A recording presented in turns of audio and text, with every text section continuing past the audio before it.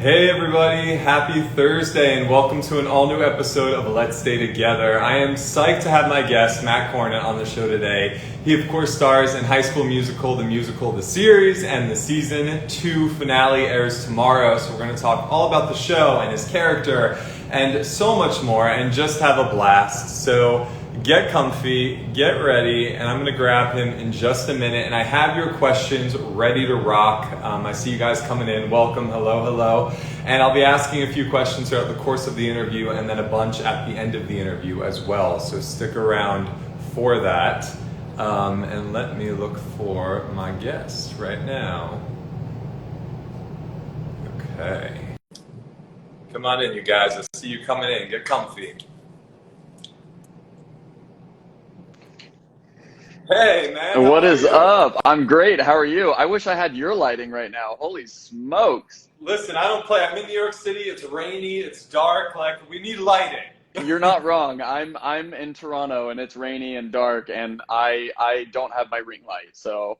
Oh, man. Next time. Well, thank you for joining, man. Of course. Thanks for having me, dude. Of course, Matt. So I started this show in March of 2020 when COVID kind of shut the whole world down because I wanted people to have a place that they can come every week for some joy and hope and inspiration and to hear from the people they love. So it's an honor to have you here, man. Well, thank you. It's very greatly appreciated. Of course. And for all the fans tuned in, I have your questions and I'll be asking a few questions throughout the interview and at the end. So you guys stick around for that. And we have a lot to get to, so if you're ready to rock, I'm ready. I'm ready. Let's do it. All right, so first off, a huge congrats to you on the massive success of High School Musical, the series, which has taken the world by storm. People have fallen in love with the show. The season 2 finale airs tomorrow, of course, Friday, July 30th, which everybody's ready for. But I want to bring it back for a minute. So what was it about this series that initially attracted you to wanting to do it? Like, what made you be like, I need to do this show? Yeah, I mean, first of all, I loved the High School Musical movies. So just the thought of like being in something that was like remotely tied to that was fun in itself. And then when I was going through the auditioning process, they sent the original like script, like drafted the script, and I read it, and it was just like, it was so good because it was so raw and real, and just like, there's not anything on TV like it in the sense of being kind of like a docu-style show, kind of, has the Office vibes, but at a school with kids. It does feel like Glee. It's almost like Tim Federle, the showrunner and creator of the show, says it's like Glee and The Office had a baby, and that's our show. And I think from that moment and from the auditions and like getting to meet the cast while I was auditioning with everyone, that just like set it in stone for me.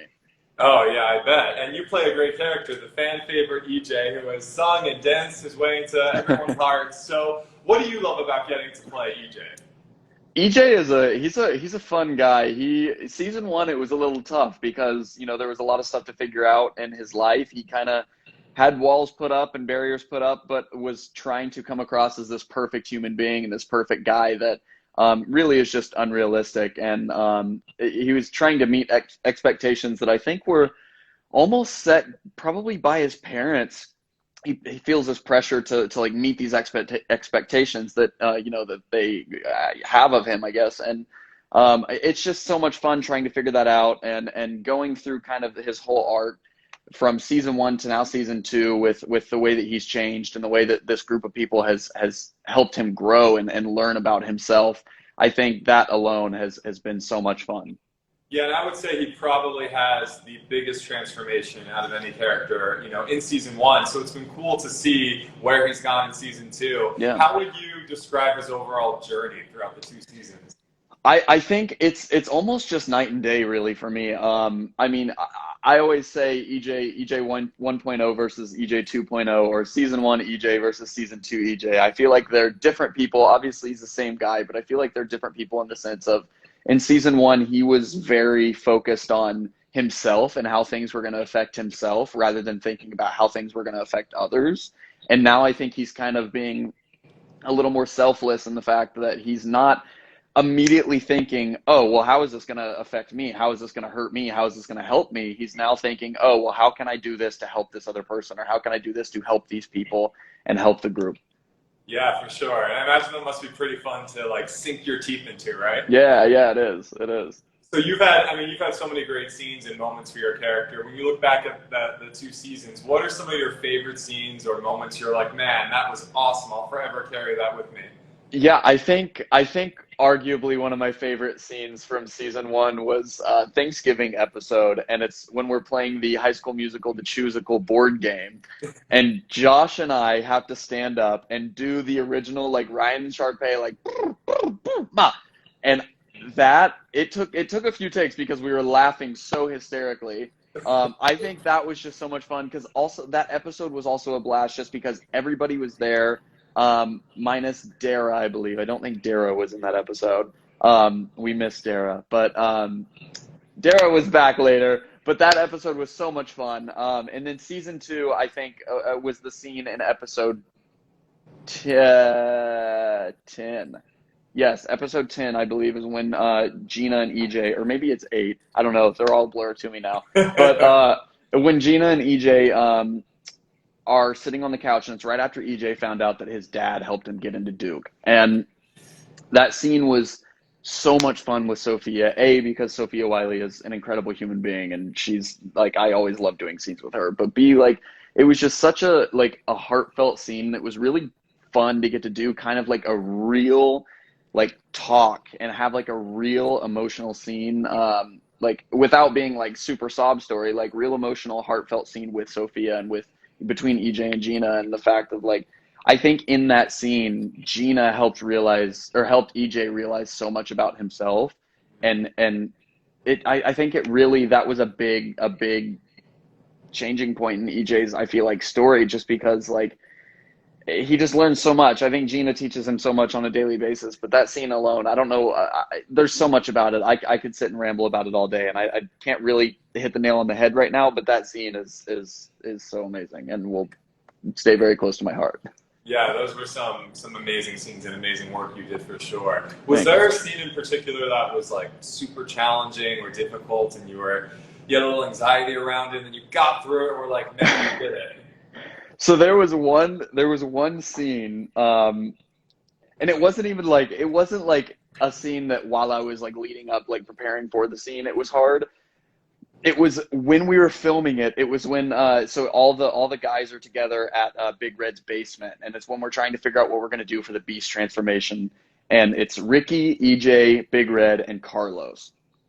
And it's when Carlos and EJ walk down the stairs together, and I don't even remember what my line was, but Big Red says something, then Ricky says something, then I think EJ says something. And that line, when I was filming it, I don't think I said it right a single take.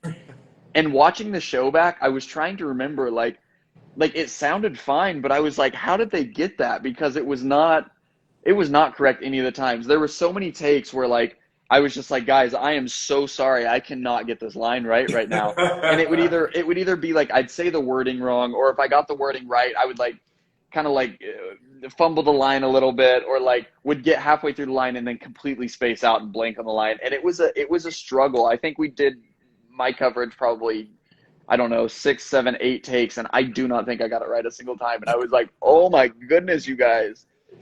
That's amazing. Yeah, it happens. It happens. It was one of those scenes. It was one of those scenes.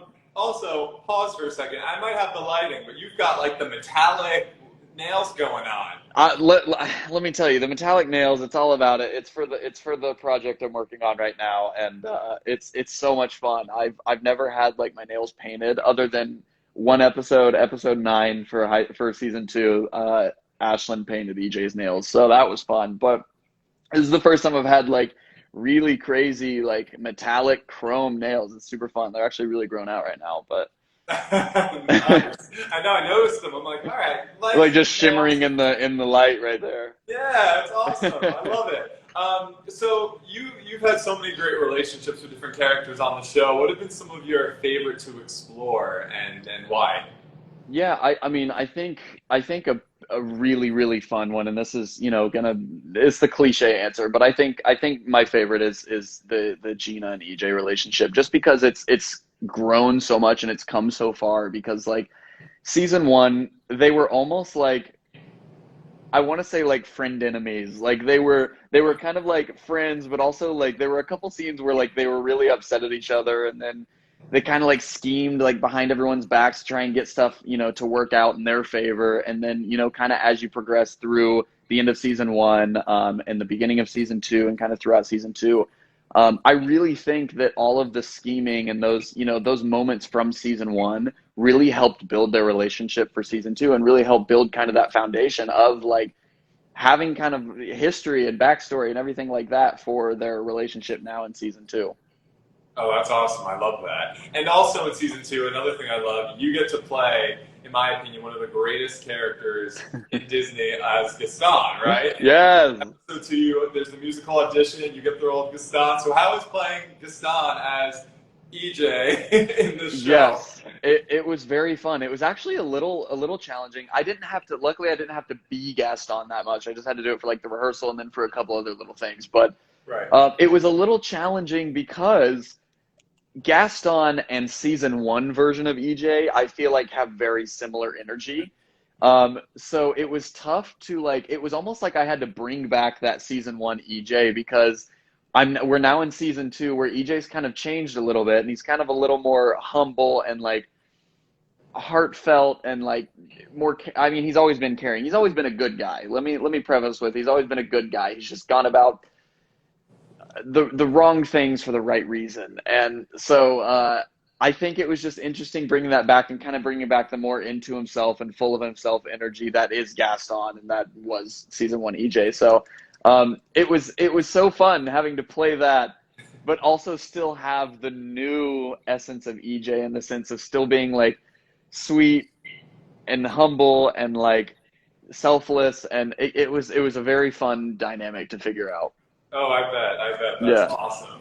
And another thing I love about this show, it gets praised for being a show that's about inclusivity and acceptance, and characters are being their authentic selves without apologizing. And you don't see that a lot. I guess you're starting to see it more, but especially for a show that has such a big demo, especially a lot of young viewers who tune in, I think it's such a cool thing because it's really created this safe space, right? And when I announced you as my guest, I got so many messages from people saying the show helps them feel so seen. So hearing all of that and getting the messages I'm sure you see and receive, what does it mean to you to be a part of a show that puts out such great messages for people? Yeah, I think that's so extremely important, because our show is very inclusive on every front, and I think that's something that has changed a lot of people's lives, really, and which is crazy to think like that our little show can like change people's lives. But I know, I've seen messages from people, more hearing from like, Frankie and Joe, for example, have said that they've gotten so many DMs and messages and tweets from young kids that have said, because of your show, I feel comfortable to come to my parents and express who I really am, and have, because that's scary. Like I know it's a scary thing, and I think there's a lot of people that have really felt comfortable through our show to be like, okay, I can do that too. And I think something else that's so much fun with the show, and what I love so much, one of my favorite relationships just to watch in the show, I'm a huge fan of the show. One of my favorite relationships to watch is Seblos. Carlos and Seb, I love them as human beings and love them as characters. What I think is so amazing about the show is like, we have an openly gay relationship in the show, but it's not a big deal. It's not like everyone in the school is like, oh, they're an openly gay relationship. Like it's just there. It just is, and that's how it should be. Like that's how I think there could be so much more in film and TV and just the entertainment industry alone, like where that is the thing. Because you see a lot of shows where there are gay relationships, and like people make a big deal out of it in the show, and it's like they're either made fun of in the show or whatever, or treated differently, and it's like, no, that's what's so fun about our show, is it's so real and it's so authentic, and it just shows real world stuff without making it a big deal that like, oh, there's this thing happening. It just is, and that's what I love so much. Yeah, I think it's so important. I mean, I'm 35. I'm married. My husband's awesome, and I never had a show like this growing up, right? So I Yeah. think it's so cool. And the shows that we did have, it was like you said, bullying for being Yep. gay or the coming out storyline. So I love that Yep. it just is. It's Yeah. just a part of the school, you Yep. know. Yep. It's really badass. I love that. And I mean, that's you just said a bunch of things the show stands for, which I agree. But Yep. aside from just the great, representation in the LGBT, Q storyline, what do you think the legacy of the show will be? Like overall, what do you think it stands for? That is such a good question. I don't know. I think there's so many messages just as a whole from the show, and I think one of the biggest ones is just you don't have to put on this fake persona of being something perfect to try and be accepted. I think being truly fully yourself is enough, and if somebody doesn't like you for being yourself, that's on them. That's not on you. And I think also with the show, it's all about finding your tribe and finding your Yeah, people and keeping your tribe. And I think that's kind of something we've said, before. Is season one was really focused on finding your tribe and finding your people and finding your group that you feel comfortable with. And that is what's so amazing with like the theater group and theater in general. Is like it's always a home. Like you always can feel safe, like in your theater group. It's a non-judgmental. Um, Group of people that I think always just are accepting and love you no matter what. And then season two, I think, is very focused on keeping your tribe because in season two, there's a lot of kind of times where we get caught up in competition with North High or winning the Mankeys or whatever. When we kind of just get distracted of the fact of like we have each other, we've already won. Like we're successful in the fact that we have a group of people that all love each other and that is so like it's just family. They're just family. They just really yeah, are. yeah. No, they're great messages to put out. So season two coming to an end, but Yeah. what has been an ultimate high for you when you look back at your time on season two? I think really just all of the moments of the scenes with all of us. I mean, I always love like individualized scenes where it's, a one-on-one scene or a couple of us here, a couple of us there. But I think some of the scenes where it is every single person in the cast are some of the most fun because truly when we all come together, first of all, it is crazy because we're all goofballs and just like to joke and mess around. So it's crazy. It gets loud.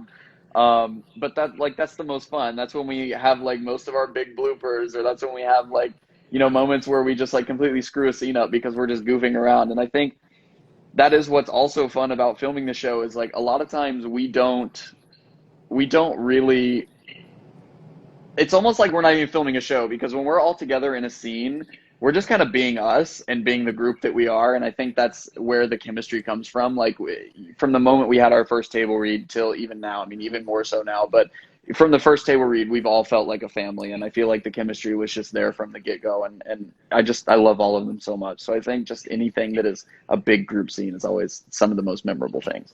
That's awesome. And you can really tell that you guys are a big family on and off screen, which is so cool. And a lot of Yeah. fans comment on how supportive you guys are of each other and your other ventures and music and everything else going on, which is really fun, Yeah. right? Yeah. Oh, so much fun. So much fun. And everyone's like so insanely talented and Yeah. has so much more in their future on every front, whether it be music, acting, dancing, like literally everything. Everyone's insane. So, Yeah, yeah, that's for sure.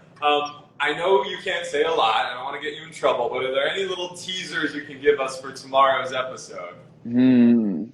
I can say tomorrow's episode is a bit of a roller coaster. Okay. There's some highs, there's some lows. Let me say there's some lows, there's some highs, there's some highs, there's some lows. There's a little bit of everything. It's very fun. There's some maybe some unexpected twists, some expected twists. That's all I'm gonna say because I don't want to get in too much trouble for trying to be sneaky and then accidentally leaking something. Fair enough, fair enough. And a lot of fans, of course, have been wondering, have you heard anything about a season three? Do you have, or at least do you have hope for a season three? And if there will be one, what do you want to see for your characters? So it's like three questions. Yeah, I mean, I'm extremely hopeful for a season three. I think the show, like I said, personally like a huge fan of the show. I watch it as a fan. Yeah. And I really, really hope that we get to have a season three, not only just to, like, make another season of the show, but also just like all be together again. I mean, we all kind of text here and there with each other in a group chat we have, and like just constantly missing them. Like we've built a family. So really Yeah. hope there's a season three. Hopefully we will hear something sometime soon, but who knows? But I think also the future of the show, I think it could be really, really fun to kind of dive. I mean, what we kind of did this season with dive deeper into each character's personal life a little bit more and get to like learn more about the characters outside of school, which I think would be really, really fun because that's where you really learn who these people are and where they come from and kind of their story really of like what made them them and what caused, because there's so many things too where like, you know, certain things that are happening now are directly impacted or directly caused by things that have happened in their past, which I know there's, you know, a lot of kind of like things that happen between Ricky and Nini that happen because of kind of past trauma with them and like past or things that Ricky's dealing with in his home life that directly like affects what's happening with his relationship with Nini. And so I just think that stuff is so much fun, getting to kind of learn more about their home lives and their personal lives, because that's really when you get to dive deep into like the characters and learning who everybody is. Yeah, for sure. Well, hopefully a lot more of that to come. Yes, All right, fan questions. You ready? let's do it. So these were the most popular questions I got in my Okay, hands. all right. Number one, what is your favorite Gina and EJ moment from season two that you haven't talked about yet? My favorite EJ Gina moment. It may have been, oh my gosh, there's been so many. Oh, actually, this is really funny. So, probably, so the scene where we're at North High and the guy walks up to her, she's in the hallway, and the guy walks up to her, and then EJ walks around the corner and like plays the whole like fake boyfriend gag. We felt so awkward for the first minute of that because we're both like she's tall, I'm pretty tall, like we're both similar heights. So like I had to like I was supposed to like walk up to her and put my arm around her shoulders. Yeah. Well, she's just like slightly shorter than I am. So like we're basically the same height. So it was weird because originally I had to like be way up here and it just felt weird. So then she like dipped down so I could, and it just felt so, at first it was so awkward, and we looked at each other at one point and we were like, why are we so awkward at like hugging? Like why are we so awkward at just putting our arm around each other? Like it's so weird and so funny. And then like I think you kind of see it a little bit, but in the moment when he walks away and leaves and like I turn around and she's like, what was that? And we're just kind of like laughing and joking. I'm pretty sure a lot of that, I mean, a couple of the lines obviously were scripted, but I'm pretty sure a lot of that was just kind of us just like laughing about the moment because that moment was so hilariously awkward, that it was amazing. Good awkward, of course. Yeah, that's amazing. I love it. Yeah. Well, you pulled it off in the scene. Well, So thank you. there you go. Number two, favorite, and I know it's probably a tough one, but your favorite ship on the show. Oh, Seblos. I mean, listen, I will ship EJ and Gina all day long because it's my character. I have to. But Seblos, I also really do like. I don't. Is it Redland? Is that their ship name? I think I it's think so, Redland. yeah. Yeah, Big Red and Ashland. I think they're adorable. But Seblos, every single Seblos moment I sobbed during. Like during Oh, when Joe sang The Climb, when Frankie sang In a Heartbeat. Like I sobbed during everyone. They're beautiful together. So yes, Seblos. nice. Solid choice. Yes. Number three, if season three does happen, is there a musical you would be excited to do? Oh, what a good question. Honestly, no, hear me out. All right. I'm gonna say Frozen. I know it would not happen. Although maybe. I mean, it is a Disney. Who knows? I don't know. Frozen, strictly because I think it would be hilarious if EJ got to play Olaf. I think it would be Oh, hilarious. Because, like, Olaf's supposed to be this short little, like adorable little guy, and I'm 6'1", and so I think it would be right. really funny having a 6'1" Olaf. I don't know. I think that's really hilarious, and I also love Frozen, so Frozen or no, I'm gonna stick with Frozen. I think Frozen's great. I support that. I think it's a Yeah, solid choice. If any of the yeah. writers are listening from the show, take note. Yes, Tim, if you're watching Frozen. Couple more. Okay. This is actually a cool one. What advice would you give your younger self? I think I've already said it once in this, but I think just fully be yourself. I know there's been times, and I think everybody goes through this, where you kind of try to do things or create a fake version of yourself to try and fit in or try and please other people. And like I'm very much so. I'll be the first one to say it. I'm very much so a people pleaser. I like just like making people happy. And so in time, like in certain times, like it's very easy to just like do something you're not comfortable with or be someone you aren't or try or like put on this fake persona, kind of like I said EJ does a little bit. Like um I think it's just really important to fully be yourself and embrace who you are. Don't be embarrassed of who you are. Don't be embarrassed of whatever people are trying to peer pressure you into doing. If you don't want to do it, don't do it. um Stick to yourself, stay true to yourself, and love yourself. I think that it's just a very important and very important thing to keep in mind. Important words for sure, my man. Two other fan questions. Are you Yeah. streaming and listening to any of your co-stars' music? And if so, Oh my gosh. what's been your jam? I listen. I On Apple Music, my top five in my top five art. You can look at like your top five artists listened to Yeah, in like the yeah. year. My number one and number two artists listened to in 2021 are, and they're tied, like I mean, like they're number one and number two, but they're like tied. Joshua Bassett and Olivia Rodrigo. I listened to their music. That's my top two listened to artists of 2021, which I thought was hysterical. I am such a big fan of both of them. They're both so incredibly talented, and I love like their music. I love them. I will listen to their songs every day of the week. I'm trying to think favorite songs from Josh's EP and Olivia's album. I think probably. Oh man, I don't know. Josh's new song "Feel Something" is really good, and then Olivia's song. What was? Oh, I see. I just probably. Oh, that's tough. I don't know. Good for You's great, but that's a really cliche answer. It's a good one though. It is.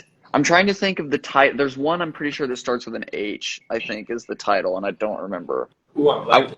I want to look it up, but it'll pull me off the live if I do, so I'm not going to. But all of their music is all incredible. I love them both.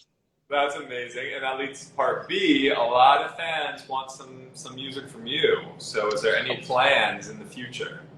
Listen, I would love to do that. I'm planning on hopefully at some point releasing music. I'm trying to kind of get into the music world.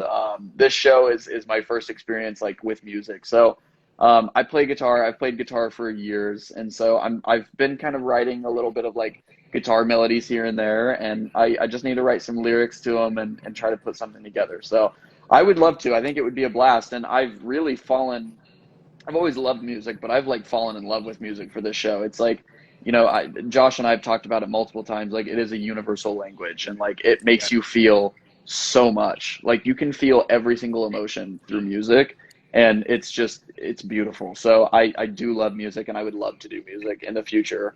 So who knows? Hopefully that'll come at some point in the future Wow. soon. Well, I think you just made a lot of people very excited. So, rock on with that. I love that. Yes. And before I let you go, for all your fans tuned in who have stood by your side and cheered you on and are like ride or die and just love all the work you do, what do you want to say to them?